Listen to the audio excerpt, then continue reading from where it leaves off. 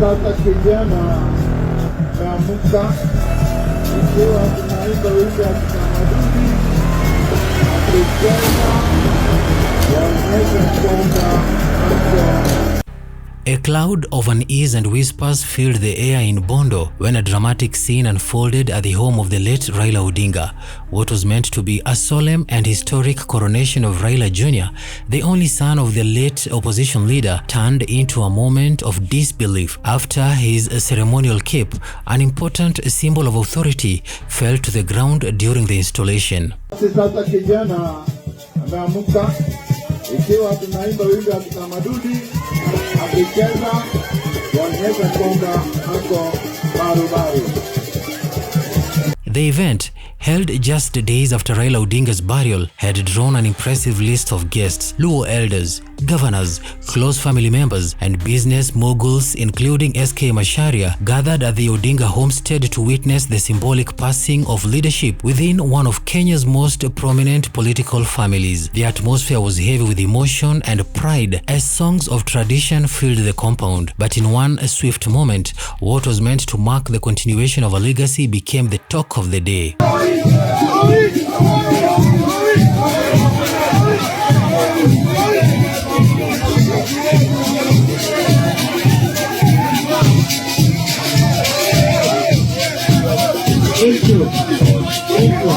The cape, locally known as kofia ya uongozi, is not just an accessory. In Luo culture, it represents respect, lineage, and divine acceptance. It is placed on the head of a family or community leader during installation, signifying that the ancestors and the gods have approved his leadership. So when the cape slipped off Raila Jr.'s head and hit the ground just moments after the elders placed it on him, silence swept through the crowd.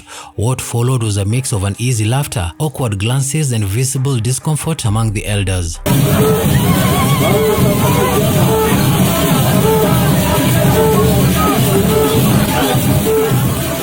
For many in attendance, the incident was not something to overlook. Some murmured that it could be a spiritual sign, an indication that the ancestors had not yet accepted Raila Jr. as the rightful heir to his father's authority. To them, the fall of the cap at such a sacred moment carried deep meaning. Others quickly brushed it off, calling it a simple accident caused by wind or nerves. But even with such explanation, the symbolism was too strong to ignore. The seat of power of the home. The seat of the power of the home, he is now the leader of this home together with the mom. The mom will be there to give him all the advices he needs. Raila Odinga's death, still fresh in the minds of many, had already stirred emotions across the country. His passing marked the end of an era, one defined by resilience, defiance, and unwavering commitment to the democratic struggle. For decades, Raila had been the face of opposition politics and a voice for reform. His burial had drawn leaders from across Kenya and beyond, and his final resting place at his Bondo home had become a site of quiet pilgrimage. This is not political leadership, but this is the leadership of the home. The Raila Odinga family, which I chair and which I lead, is still under me.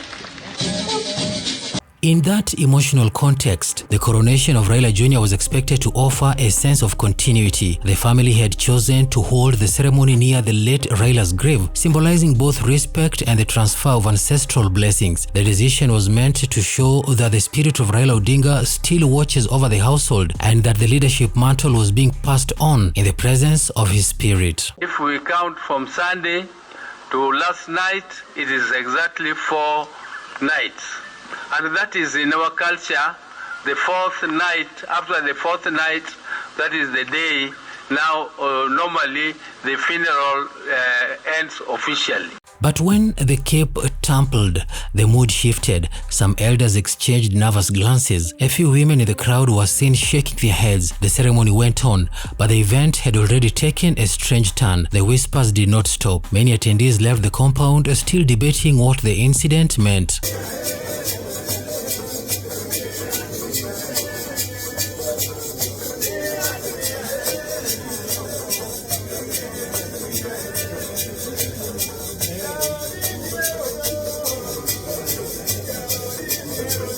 In Luo tradition and culture, symbolism carries weight. Every gesture, song and ritual has its meaning. A fallen crown or cape during a coronation is seen by some as a warning that the new leader might face resistance, misfortune or spiritual obstacles. It is also said to be a call for cleansing ritual to be performed to appease the ancestors before the leaders assume full authority.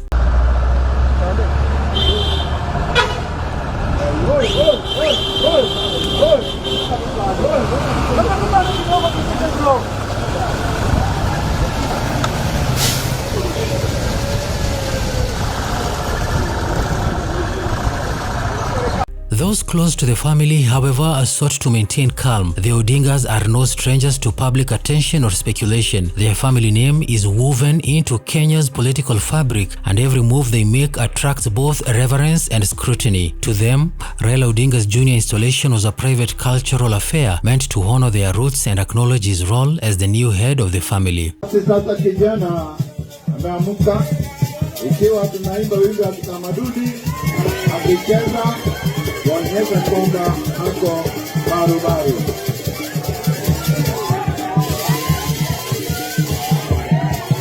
Despite the brief disruption, the ceremony continued. The elders completed the traditional rites, marking the official recognition of Raila Jr. as the new custodian of the Odinga lineage. Drums were beaten, traditional songs rose again, and the event concluded with a communal meal.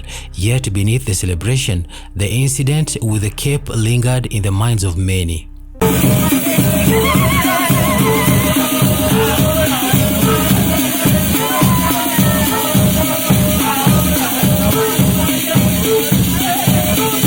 For the people of Nyanza, symbols speak louder than words, and in the days to come, the fall of the cape will likely be retold in homes and markets across the region, some calling it a bad omen, others dismissing it as a coincidence.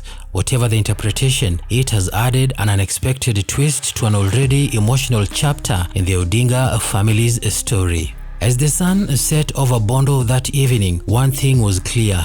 The legacy of Raila Odinga continues to cast a long shadow, and the journey of his son, now at the center of public attention, has only just begun.